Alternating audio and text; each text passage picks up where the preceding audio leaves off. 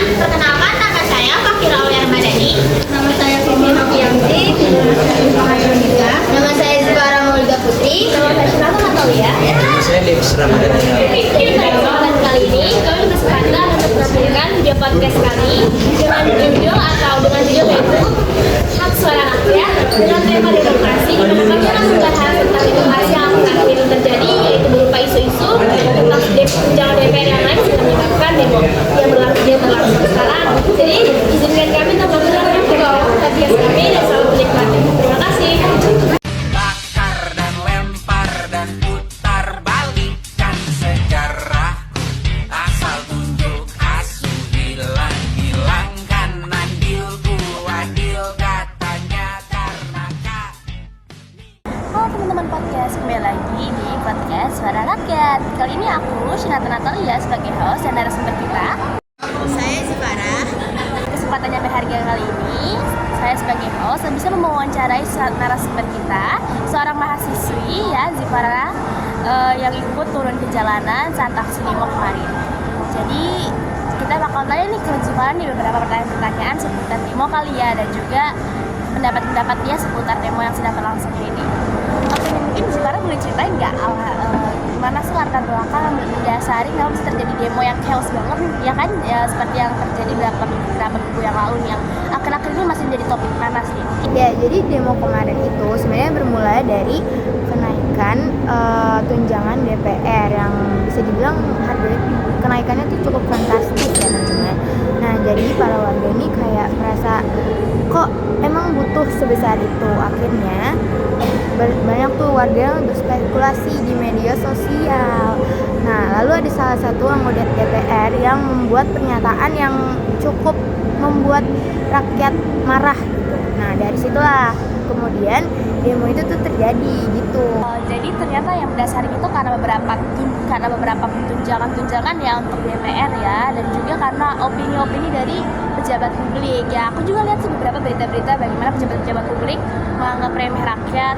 Lalu bahkan yang paling parah menurut aku sih waktu pejabat publik dengan sengaja ya berkata bahwa buruh adalah beban negara nih. Udah tahu belum nih Zibara nih?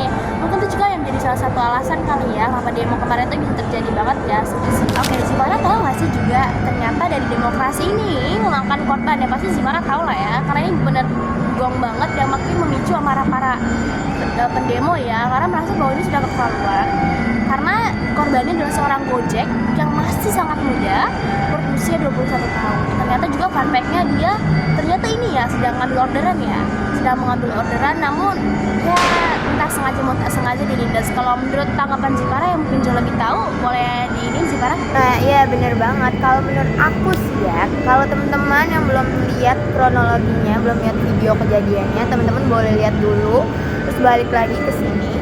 Nah, di situ tuh ya teman-teman bisa lihat kondisi jalan tuh lagi sepi. Jadi yang lewat tuh bener-bener cuma mobil Brimob aja. Lalu di situ ada Avan yang lagi mau nyebrang.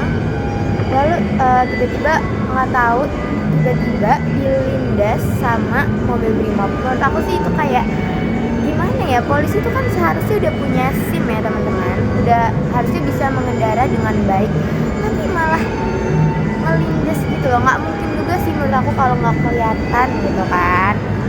Tuh. Nah, kalau tanggapan Zibara ini adalah satu kejadian ya yang memang dilakukan gitu ya. Namun di berita nih ya, para petinggi-petinggi itu berkata bahwa ini tuh hanya sebuah musibah gitu loh, musibah apaan? Musibah tuh ya, menurut aku tuh datangnya dari langit, dari Allah. Tapi ini tuh memang menurut aku sih ya sengaja dilindas. Walaupun mereka beralasan kayak takut dipukul massa, takut apalah itu. Tapi kan seharusnya ya mereka bisa tuh kan ngegeser sedikit setirnya mereka. Terus mereka tuh justru bisa nyelamatin nyawa orang lain juga. Jadi lebih baik gak ada korban daripada ada satu korban meninggal gitu kan. Jadi menurut Zibara nih, kalau musibah itu tuh harusnya jatuhnya tuh dari langit ya, bukan dari mobil Brimob ya. Oke, nah kalau misalnya nanti memang musibah ya, ternyata plot twistnya nih ya asal teman-teman ya, aku baca-baca berita ternyata masih ada korban jiwa yang berjatuhan, tapi di daerah-daerah lain gitu loh. Jadi tuh Afan ini bukan cuma salah satu korban jiwa dari demo yang terjadi, namun di beberapa daerah yang juga terjadi demo, ada juga korban jiwa beragam ya teman-teman. Ada yang warga sipil ya, ada juga yang mahasiswa gitu teman-teman. Menurut si Farah, tanggapan korban jiwa yang ada akibat demo itu gimana sih menurut si Farah? Jadi menurut aku sih ya, di Indonesia tuh kan hampir setiap demo itu menelan korban jiwa yang berupa warga sipil gitu. Menurut aku sebenarnya bisa aja demo tuh dilaksanain dengan tertib, asalkan pemerintahnya tuh langsung mendengar aspirasi masyarakat. Pemerintahnya tuh gercep gitu loh, jadi nggak yang cuma nano aja gitu loh.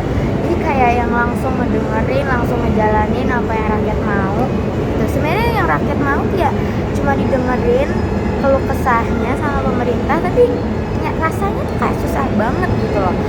Kan kita tahu ya DPR itu kan Dewan Perwakilan Rakyat, tapi menurut aku sih yang diwakilin tuh hanya sebagian kecil dari masyarakat, hanya golongan-golongan mereka yang diwakilin sama mereka gitu loh. Jadi menurut si Farah, para pejabat itu waktu mereka sedang mengkampanye diri mereka untuk dipilih, mereka meminta suara rakyat. Namun saat mereka sudah terpilih, mereka malah membungkam suara rakyat ya. Jadi bisa. Dan menurut aku juga itu sih yang bikin aku bingung, kayak mereka tuh pas menjabat ya, mereka butuh suara rakyat untuk bisa mendapatkan apa yang mereka mau. Dan giliran mereka udah mendapatkan apa yang mereka mau, mereka malah ngelupain kita, rakyat, yang notabene itu sebagai pendorong utama supaya mereka bisa jadi pejabat gitu, supaya mereka bisa mendapatkan apa yang mereka mau gitu loh. Jadi kayak kacang lupa kulit sih menurut aku kalau pejabat-pejabat itu. Ya mungkin seperti yang Farah bilang, demo tidak akan terjadi jika para pejabat tidak lupa dengan kulitnya ya. Jangan sampai Indonesia bisa mengalami kehancuran jika hal ini terus berlanjut. Ya jadi mungkin si Farah ada sedikit amanat yang ingin disampaikan ya, mungkin juga untuk para generasi Indonesia berikutnya, supaya mungkin nanti Indonesia dengan harapan Indonesia ke depannya bisa menjadi Indonesia yang jauh lebih baik dan Indonesia emas. Ya harapan aku sih ya, yang pertama udah pasti aku berharap semoga pemerintah di Indonesia itu bisa berguna, bisa jadi jauh lebih baik lagi. Lalu yang kedua, polisinya juga, yang seharusnya polisi kan melindungi masyarakat ya, semoga bisa seperti itu ke depannya.